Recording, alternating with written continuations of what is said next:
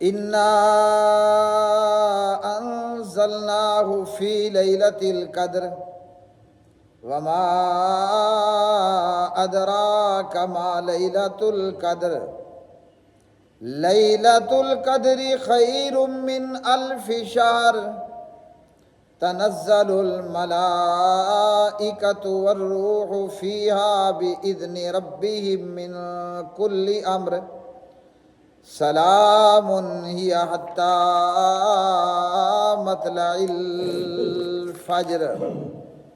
وعن ابی ہریرہ رضی اللہ تعالی عنہ قال کان النبی صلی اللہ تعالی علیہ وسلم یعتکف فی کل رمضان 10 ایام فلما کان العام الذی قبض فیہ اعتکف 20 یوما رواہ البخاری۔ اللہم صلی علی محمد وعلی آل محمد کما صلیت علی ابراہیم وعلی آل ابراہیم انکا حمید مجید۔ اللہم بارک علی محمد وعلی آل محمد کما بارکت علی ابراہیم وعلی آل ابراہیم انکا حمید مجید۔ رب اشرح لی صدری ویسر لی امری واحلل عقدۃ من لسانی یفقہوا قولی۔ ہر قسم کی حمد و ثنا اللہ مالک العلام ذوالجلال والاکرام کے لیے، بے شمار انگنت لاتعداد درود و سلام امام الانبیاء امام الرسل خاتم الانبیاء خاتم المرسلین جناب نبی کریم جناب محمد الرسول اللہ صلی اللہ علیہ وسلم کی مبارک ذات پہ تمام تعریفات اس پروردگار کے لیے ہیں جو ہمارا اور پوری کائنات کا پیدا کرنے والا ہے، اور ہمارا اور تمام کی تمام مخلوقات کا روزی رساں ہے، اور پوری کائنات کا بندوبست کرنے والا، پوری کائنات کا چلانے والا، کہ اس اللہ وحدہ لا شریک نے ہماری زندگیوں میں ہمیں ایک مرتبہ پھر رمضان المبارک عطا فرمایا، اور یہ رمضان اب اپنی آخری گھڑیوں کی طرف اور اپنے آخری لمحات اور اپنی آخری دنوں کی طرف رواں دواں ہے۔ اللہ تعالیٰ کا جتنا شکر ادا کر لیں اتنا کم ہے کہ اللہ پاک پروردگار نے رمضان کا روزہ رکھنے کی بھی توفیق عطا فرمائی۔ اگر اللہ ذوالجلال کی توفیق نہ ہوتی تو نہ بندہ ہدایت کا راستہ پا سکتا ہے، اور اللہ کی توفیق کے بغیر نہ بندہ ہدایت کے راستے کو اختیار کر سکتا ہے۔ اللہ ہی ہے جس کی توفیق سے ہمیں ہدایت کا راستہ معلوم ہوا، اور اللہ ہی ہے کہ جس کی توفیق سے ہم نے ہدایت کے راستے کو اختیار کیا، اور اللہ ذوالجلال نے اس مبارک مہینے کے روزہ رکھنے کی توفیق بھی عطا فرمائی، اور اللہ ہی کی توفیق اور اللہ ہی کی عنایت کہ اللہ ذوالجلال نے زندگی میں ایک مرتبہ پھر رمضان المبارک میں نماز تراویح میں بالخصوص قرآن مجید پڑھنے پڑھانے اور سننے کی توفیق عطا فرمائی۔ اور اللہ ذوالجلال سے دعا ہے کہ جب تک ہم زندہ رہیں اللہ تعالیٰ جہاں ہمیں ایمان پر رکھے، وہیں رمضان آئے تو اللہ تعالیٰ روزہ رکھنے کی توفیق بھی عطا فرمائے، اور جب نماز کے لیے حی علی الصلاۃ حی علی الفلاح کی آواز لگے تو اللہ پاک پروردگار نماز پڑھنے کی بھی توفیق عطا فرمائے، اور اللہ ذوالجلال جب صاحب استطاعت بنا دے تو اللہ تعالیٰ یہ توفیق بھی عطا فرمائے کہ ہم اللہ وحدہ لا شریک کے گھر کا عمرہ کریں، ہم اللہ کے گھر کا بیت اللہ کا حج کریں۔ اور بڑے بدنصیب ہیں وہ لوگ، بڑے کم بخت ہیں وہ لوگ، اور بڑا بدبخت ہے وہ انسان کہ رمضان آیا اور وہ رمضان کا روزہ کما حقہ نہیں رکھ پایا۔ اور بڑا بدنصیب اور بڑا محروم وہ انسان ہے کہ رمضان آیا اور رمضان المبارک کے مبارک مہینے میں یہ نماز تراویح نہیں پڑھ پایا، اور وہ بڑا بدنصیب اور محروم انسان ہے کہ رمضان آیا بھی اور رمضان گزر بھی گیا، مگر اللہ ذوالجلال کے ہاں اس بندے کی بخشش نہیں ہوئی۔ اللہ اکبر، اللہ اکبر۔ اللہ تعالی ہمیں ہر نیکی کرنے کی توفیق عطا فرمائے، اور اللہ ذوالجلال ہر گناہ سے بچنے کی بھی توفیق عطا فرمائے کہ اللہ کی مدد اور اللہ کی توفیق کے بغیر نہ بندہ گناہ سے بچ سکتا ہے اور نہ بندہ نیکی کو اختیار کر سکتا ہے۔ اللہ اکبر، اللہ اکبر۔ جو لوگ اللہ تعالیٰ کے بڑے ہی پیارے لوگ ہوتے ہیں، اللہ اکبر، اللہ تعالیٰ انہی کو نیکی کی توفیق عطا فرما دیتا ہے۔ رمضان المبارک کا یہ مبارک مہینہ ہے، اور اس مبارک مہینے کا یہ مبارک ترین عشرہ ہے، اور یہ آخری عشرہ رمضان المبارک کا نامعلوم اللہ ہی بہتر جانے کہ آج جو اس آخری عشرے میں ہم موجود ہیں، کیا آئندہ سال ہم رمضان دیکھ پاتے ہیں، یا کیا آئندہ سال ہمیں رمضان المبارک کا یہ آخری عشرہ نصیب ہو پاتا ہے، یا کہ ہم مر کر اپنی قبروں میں جا کے مٹی میں مل کر مٹی ہو چکے ہوں۔ تو اللہ تعالیٰ کے اس احسان کی، اللہ کے اس انعام کی، اللہ کی اس نعمت کی دل و جان سے قدر کرنی چاہیے کہ اللہ وحدہ لا شریک نے ہمیں یہ عظیم الشان مواقع اور موقع جو ہیں وہ عطا فرما دیے۔ آخری عشرے کے تعلق سے نبی کریم علیہ السلام کی کیا سیرت رہی ہے، کیا سنت رہی ہے، اور قرآن مجید فرقان حمید نے رمضان کے آخری عشرے کے متعلق کیا بتایا۔ ویسے تو رمضان المبارک کا پورا مہینہ بڑا ہی برکتوں اور رحمتوں اور مغفرتوں والا ہے، اللہ اکبر، اللہ اکبر۔ اور پھر خاص کر رمضان کا یہ آخری عشرہ، اللہ اکبر، اللہ اکبر، یہ خیر و بھلائی اور برکتوں کا اللہ تعالیٰ کی طرف سے ایک بہت بڑا انعام اور اللہ ذوالجلال کا ایک بہت بڑا فضل اور پروردگار کا کرم ہے۔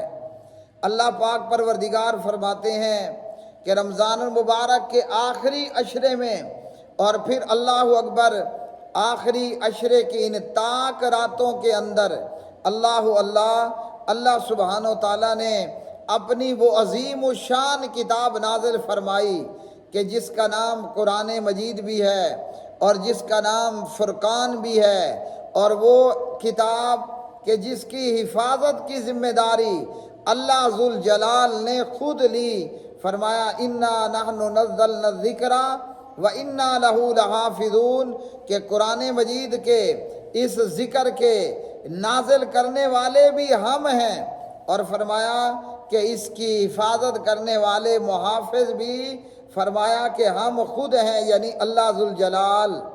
تو اللہ تعالیٰ نے رمضان کے آخری عشرے کی تاک راتوں کے اندر اپنا مبارک کلام قرآن مجید فرقان حمید نازل فرمایا، وہ کتاب قرآن مجید جس نے اپنے سے پہلے کی تمام کتابوں کو منسوخ کر دیا۔ اللہ اکبر، اللہ اکبر۔ وہ کتاب قرآن مجید کہ جس کا حفظ کرنا اور جس کا یاد کرنا اللہ ذوالجلال نے، اللہ اکبر، خوش قسمت بندوں پر آسان فرما دیا۔ اللہ پاک پروردگار فرماتا ہے اِنَّا انزلناہ فی لیلۃ القدر وما ادراک ما لیلۃ القدر بے شک ہم نے یہ، مطلب کہ بے شک ہم نے یہ قرآن لیلۃ القدر باعزت اور خیر و برکت والی رات میں نازل فرمایا۔ اللہ تعالیٰ نے اپنے پیغمبر جناب نبی کریم جناب محمد الرسول اللہ صلی اللہ علیہ وسلم پر یہ کلام، یہ قرآن مجید نازل فرمایا تو فرمایا کہ یہ لیلۃ القدر کی رات تھی۔ اللہ اکبر۔ اور ہمارے پیارے نبی علیہ الصلوۃ والسلام ہیرا پہاڑ کی غار میں موجود تھے کہ جب اللہ کا فرشتہ اور فرشتوں کا سردار جناب جبریل امین علیہ الصلوۃ والسلام اللہ کے پاک نبی علیہ السلام کے پاس آتے ہیں اور آ کر فرماتا ہے جبریل کہ اقرا، اے محمد تو پڑھ صلی اللہ علیہ وسلم۔ تو ہمارے پیارے نبی فرماتے ہیں میں پڑھا ہوا نہیں ہوں، کیا پڑھوں؟ اور جبریل علیہ السلام پھر فرماتے ہیں کہ پڑھ، اور اللہ تعالیٰ اپنے پیغمبر پر یہ کتاب قرآن مجید، اس کا نزول، اس کا نازل ہونا شروع کرتا ہے۔ اقرأ بسم ربک الذی خلق، خلق الانسان من علق، اقرأ وربک الاکرم الذی علم بالقلم، علم الانسان ما لم یعلم۔ تو فرمایا کہ ہم نے اس قرآن کریم کو لیلۃ القدر میں اتارا۔ وما ادراک ما لیلۃ القدر، اور آپ کو کیا معلوم کہ لیلۃ القدر کیا ہے؟ لیلۃ القدر خیر من الف شہر، یہ رات 1000 مہینوں سے بہتر ہے، یہ رات 1000 مہینوں سے بہتر ہے۔ تنزل الملائکۃ والروح فیہا بإذن ربہم من کل امر، اس مبارک رات میں اللہ کے فرشتے ملائکہ آسمانوں سے زمین پر نازل ہوتے ہیں، اور یہ وہ مبارک رات ہے کہ والروح فیہا، اس رات میں فرشتوں کے سردار، وہ فرشتہ سردار اللہ اکبر کہ جس کے 600 پر ہیں۔ اور جب ہمارے پیارے نبی جناب محمد الرسول اللہ صلی اللہ علیہ وسلم پر اللہ تعالیٰ نے قرآن مجید نازل فرمایا، اور جب آپ پر اللہ کا کلام قرآن پاک نازل ہوا، اور جب ہمارے پیارے نبی علیہ الصلوۃ والسلام نے پہلی مرتبہ آسمانوں میں 600 پروں کے ساتھ فرشتوں کے سردار جناب جبریل علیہ الصلوۃ والسلام کو دیکھا تو خوف کھا گئے۔ تو یہ فرشتوں کا سردار جس کا نام روح ہے، جس کا نام جبریل ہے، اللہ اکبر، یہ 600 پروں والا فرشتہ فرمایا لیلۃ القدر میں یہ بھی زمین پر نازل ہوتے ہیں۔ اللہ اکبر، اللہ اکبر۔ اور فرمایا بِإِذْنِ رَبِّهِم مِّن كُلِّ امر، اپنے پروردگار کے حکم سے ہر حکم لے کر کے نازل ہوتے ہیں۔ سلام ہی حتی مطلع الفجر، یہ لیلۃ القدر کی رات پوری رات ہی سلامتی والی رات ہوتی ہے، اور یہ طلوع فجر تک یہ مبارک رات سلامتی والی رات ہوتی ہے۔ تو اللہ تعالیٰ نے اس آخری عشرے میں لیلۃ القدر کا ذکر فرمایا۔ اللہ اکبر، اللہ اکبر۔ جب آخری عشرہ ہوتا تو پیارے نبی علیہ السلام کیا کرتے؟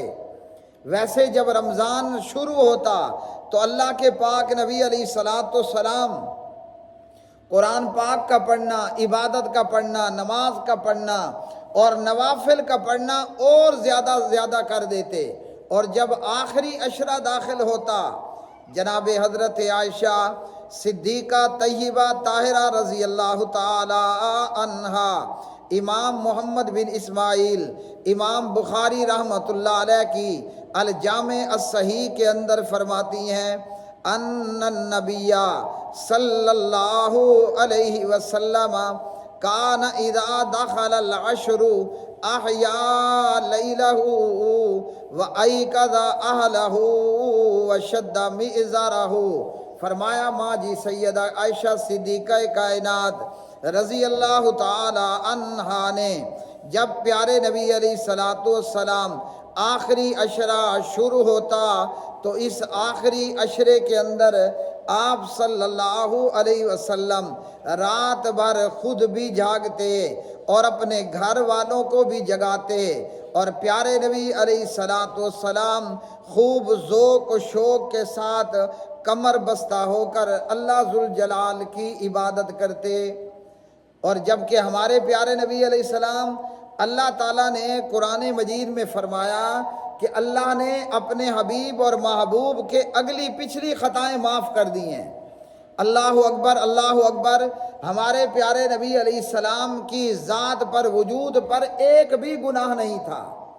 اللہ اکبر۔ اور کوئی اگر کہیں پر خطا اور مسٹیک تھی تو اللہ پاک پروردگار نے وہ بھی معاف فرما دی۔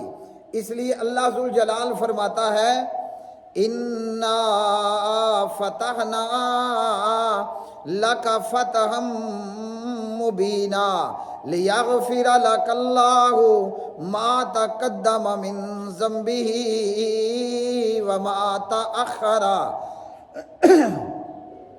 اِنَّا فَتَحْنَا لَكَ فَتْحًا مُبِينًا لِيَغْفِرَ لَكَ اللَّهُ مَا تَقَدَّمَ مِن ذَنبِهِ وَمَا تَأَخَّرَ، کہ اللہ ذوالجلال نے آپ کی اگلی پچھلی تمام خطاؤں کو معاف فرما دیا، بخش دیا۔